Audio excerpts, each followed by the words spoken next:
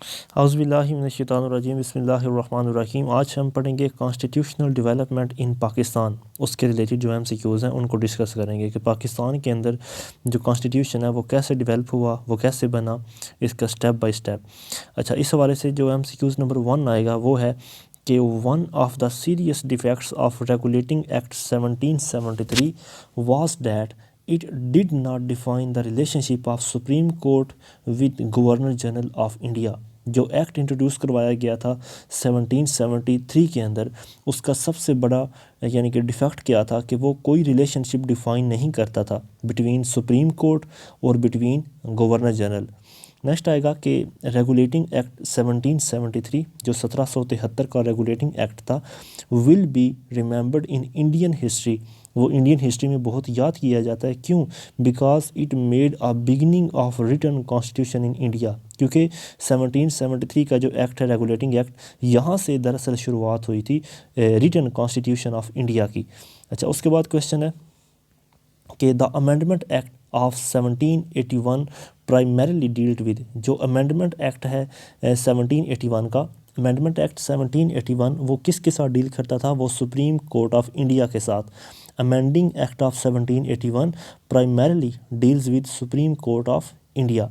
Next है कि by the provision of Pitt's India act 1784 the strength of the members of governor general council, तो वो decrease हो गई थी। जो गवर्नर जनरल की स्ट्रेंथ थी according to Pitt's India act 1784, उसके तहत जो मेंबर्स हैं गवर्नर जनरल की कौंसिल के, उनकी तादाद को कम कर दिया गया था।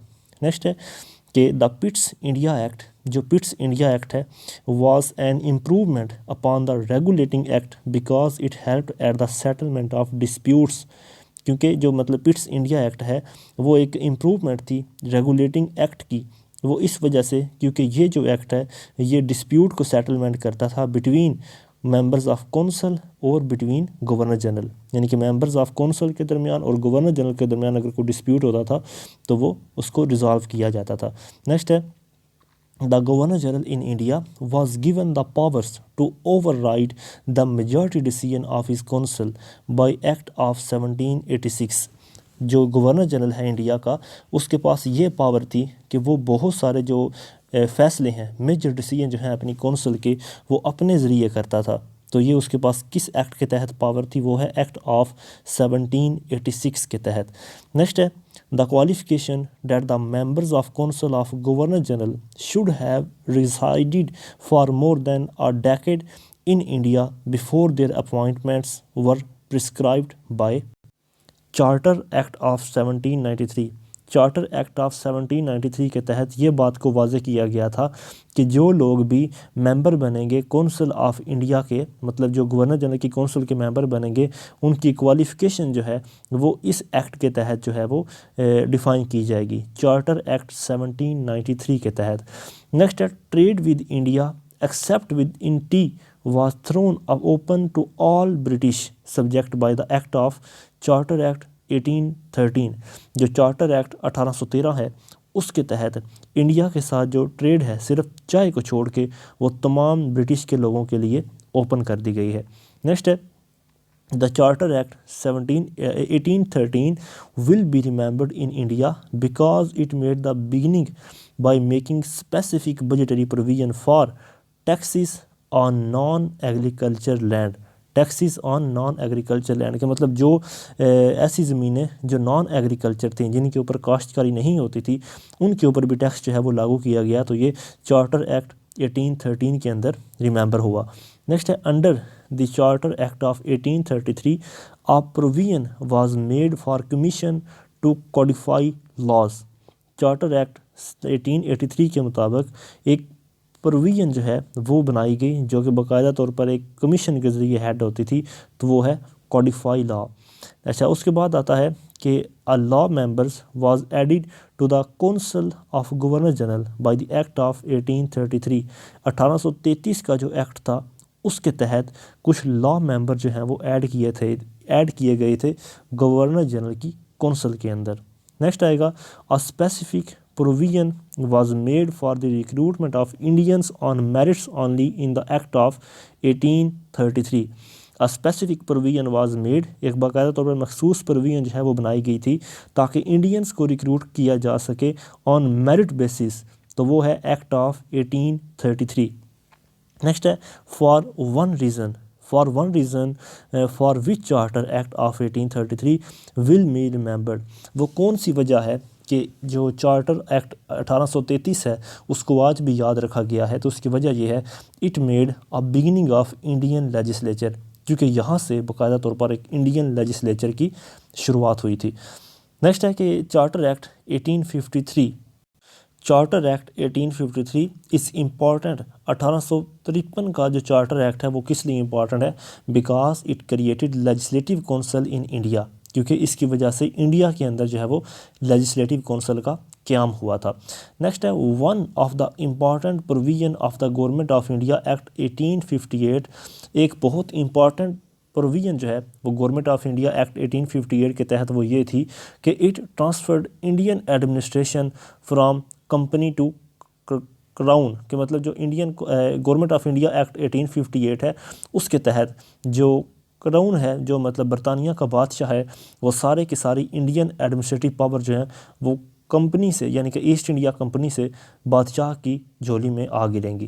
नेक्स्ट है कि development of representative institution begin with the passing act of 1892, मतलब जो डेवलपमेंट है रिप्रेजेंटेटिव इंस्टीट्यूशन की, रिप्रेजेंटेटिव इंस्टीट्यूशन जिसमें लेजिस्लेचर आता है, एग्जीक्यूटिव काउंसिल आती हैं, उनकी दरअसल डेवलपमेंट कब शुरू हुई, तो वो शुरू हुई थी जब एक्ट ऑफ 1892 के एक्ट के बाद।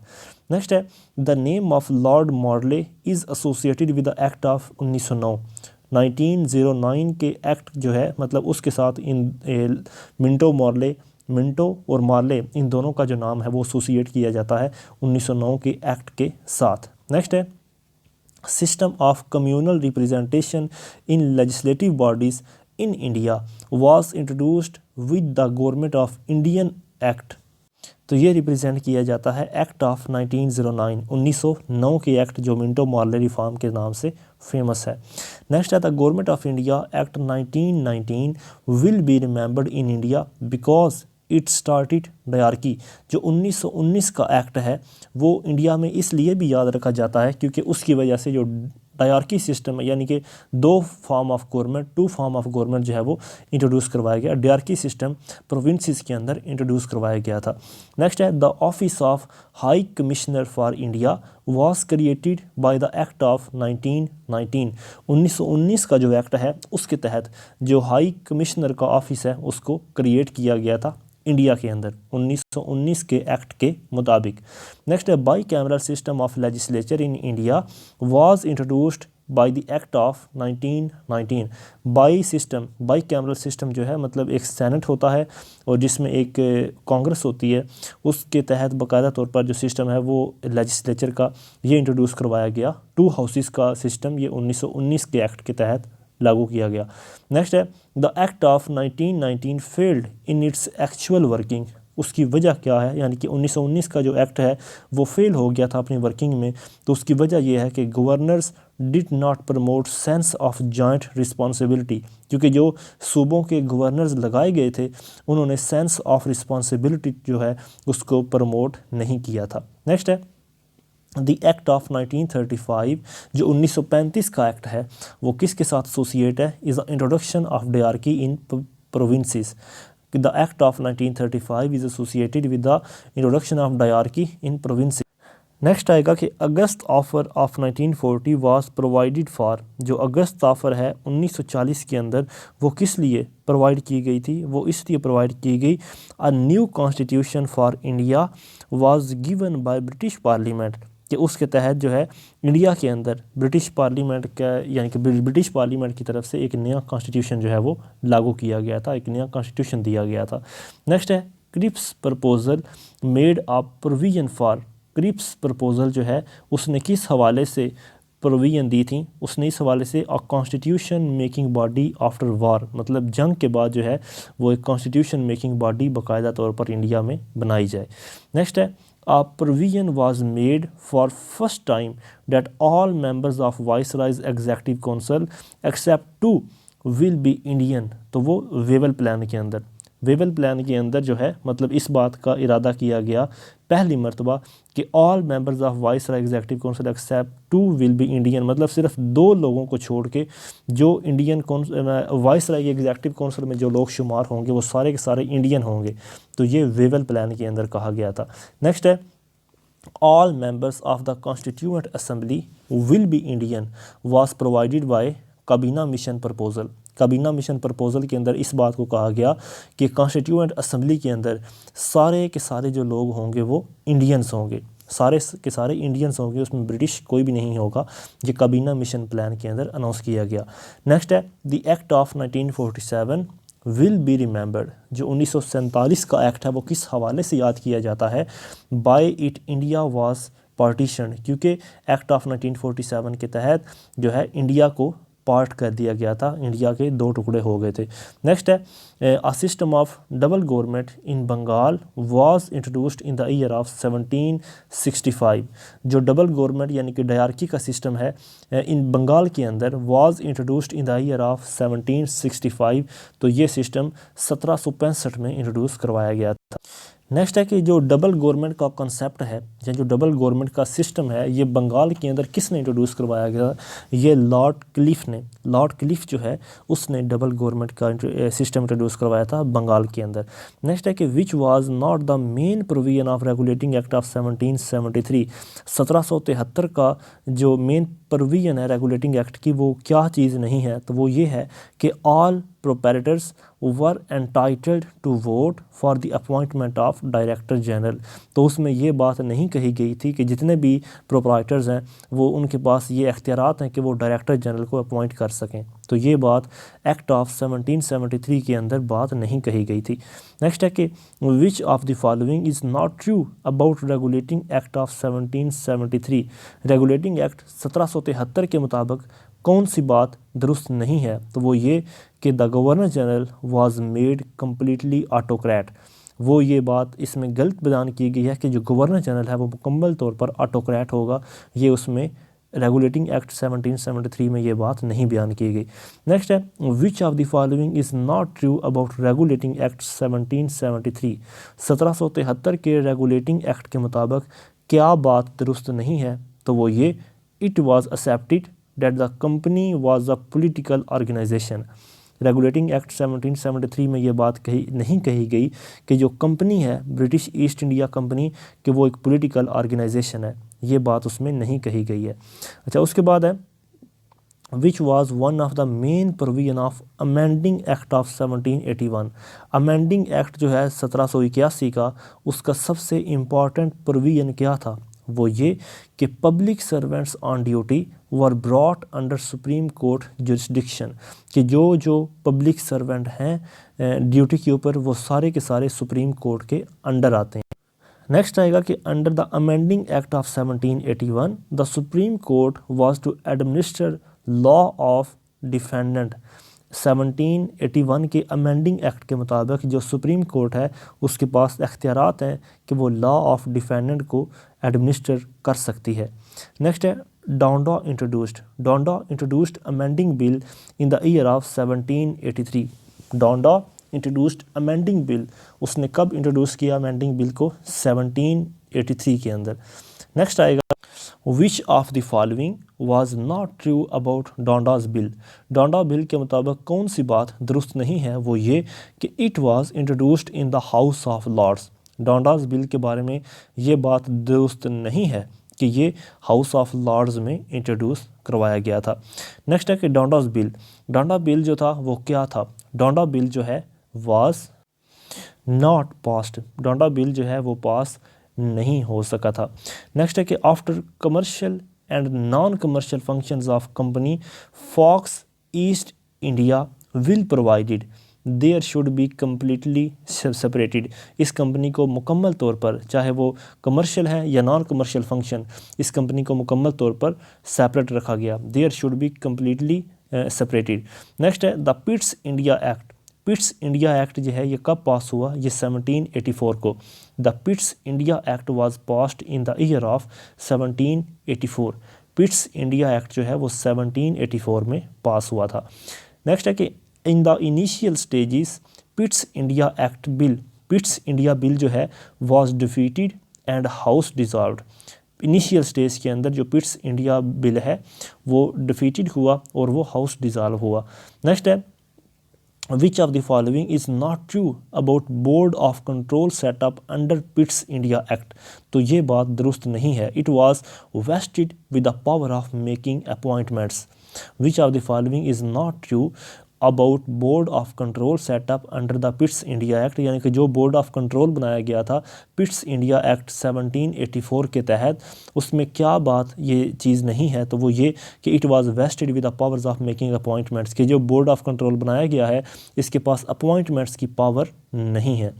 नेक्स्ट आएगा कि विच of the following is not true about board of council setup under the Pitt's India act.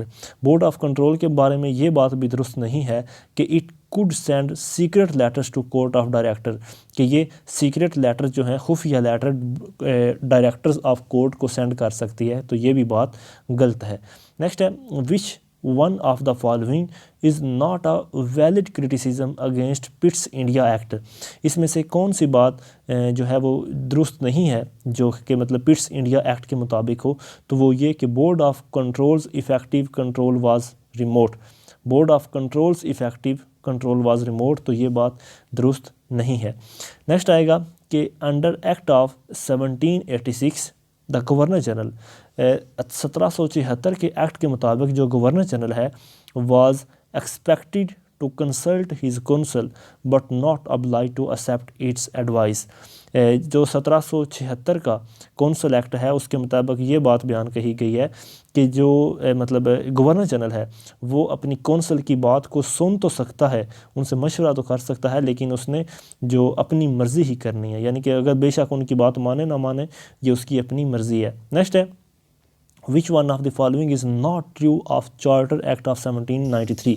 इनमें से कौन सी बात दुरुस्त नहीं है चार्टर एक्ट के मुताबिक जो 1793 में पास हुआ, वो ये कि promotion of civil servants was not be based on seniority, कि वो इसमें बात ये नहीं लिखी गई कि जो सिविल सर्वेंट्स हैं उनकी प्रमोशन उनके सीनियर होने पे होगी, ये बात इस एक्ट में नहीं बयान की गई। नेक्स्ट आएगा कि Indian council act 1909, Indian council act 1909 जो है उसका दूसरा नाम क्या है, Minto Morley reforms. Indian council act 1909 is Minto Morley reforms. Next आएगा कि in your opinion which one of the following was not one of the cause of passing of Indian council act 1909। वो कहता है कि अपने ख्यालात से बताएं कि इनमें से कौन सी एक वजह नहीं है कि इंडियन काउंसिल एक्ट को जो पास किया गया था वो ये वजह नहीं है कि Japan was defeated miserably by Russia. तो इसमें ये बात जो है वो गलत बयान की गई है, Japan was defeated miserably by Russia, तो इसमें ये बात गलत है कि इसकी वजह से इंडियन काउंसिल एक्ट जो है वो पास हुआ था। नेक्स्ट है कि when Muslim league in India was founded in the year, Muslim league जो है इंडिया में वो किस साल में बनी, 1906 के अंदर। इंडिया के अंदर मुस्लिम लीग जो है वो ढाका में 1906 में बनाई गई। नेक्स्ट है under the act of 1909 strength of additional members of governor general executive council was fixed at 60। Act of 1909 के मुताबिक जो एडिशनल मेंबर हैं गवर्नर जनरल की काउंसिल के, उनको फिक्स कर दिया गया था 60 के ऊपर। नेक्स्ट है under the act of 1909 strength of additional members of governor general council of provinces of Bombay, Madras और बंगाल, तो वो फिक्स हुए थे 50 के ऊपर। मतलब गवर्नर काउंसिल की प्रोविंस के अंदर यानी कि उस सूबे के अंदर बॉम्बे, मद्रास और बंगाल के सूबों के अंदर जो गवर्नर जनरल की काउंसिल होगी, सॉरी सिर्फ गवर्नर्स की जो काउंसिल होगी उसके अंदर जो एडिशनल मेंबर्स हैं उनकी तादाद होगी 50। नेक्स्ट है कि each governor's council was to have, हर एक गवर्नर काउंसिल जो है उसके पास क्या होगा, उसके पास ऑफिशियल और नॉन ऑफिशियल इलेक्टेड मेंबर्स होंगे। ऑफिशियल भी और नॉन ऑफिशियल भी इलेक्टेड मेंबर जो हैं वो उसके पास होंगे। नेक्स्ट है under the act of 1909 in the imperial legislative council, 1909 के एक्ट के मुताबिक जो इंपीरियल लेजिस्लेटिव काउंसिल है ऑफिशियल मेजॉरिटी वाज मेंटेन्ड, मतलब उसमें जो ऑफिशियल लोग हैं जो गवर्नमेंट के अपने सेलेक्ट किए हुए हैं उनकी मेजॉरिटी को मेंटेन रखा जाएगा। अच्छा, उसके बाद आता है कि under the act of 1909 for non official nominated members, act of 1909 के मुताबिक जो नॉन ऑफिशियल मेंबर्स हैं उनकी क्वालिफ़िकेशन को प्रिस्क्राइब नहीं किया गया, उनके लिए कोई किसी किस्म की क्वालिफ़िकेशन को प्रिस्क्राइब नहीं किया गया था। मतलब जिन लोगों ने इलेक्ट होके आना है, जो गवर्नमेंट की इजाज़त के बगैर आएंगे, उनके लिए कोई क्वालिफ़िकेशन नहीं है। नेक्स्ट है right to put supplementary questions to the members of the legislative council was given in the act of 1909। मतलब लेजिस्लेटिव मेंबर्स के जो लोग हैं या जो लेजिस्लेटिव काउंसिल के जो मेंबर्स हैं उनके सामने सवालात करने की इजाज़त जो है वो कब मिली लोगों को, तो वो 1909 के अंदर। नेक्स्ट है विच of the following is not true about the act of 1909। इसमें से कौन सी बात दुरुस्त नहीं है 1909 के एक्ट के मुताबिक, वो ये कि presiding officer could not disallow any question। Presiding officer could not disallow any question. Presiding officer जो है वो किसी किस्म के क्वेश्चंस के इनकारी नहीं करेगा। नेक्स्ट है in which of the following act provision was made for appointment of the Indian members on the executive council of governor general, तो वो है 1861 के अंदर।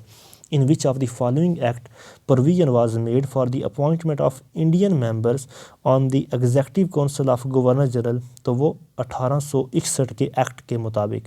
आज के लिए इतनी, इंशाल्लाह ताला बाकी हम नेक्स्ट वीडियो में डिस्कस करेंगे। अस्सलाम वालेकुम।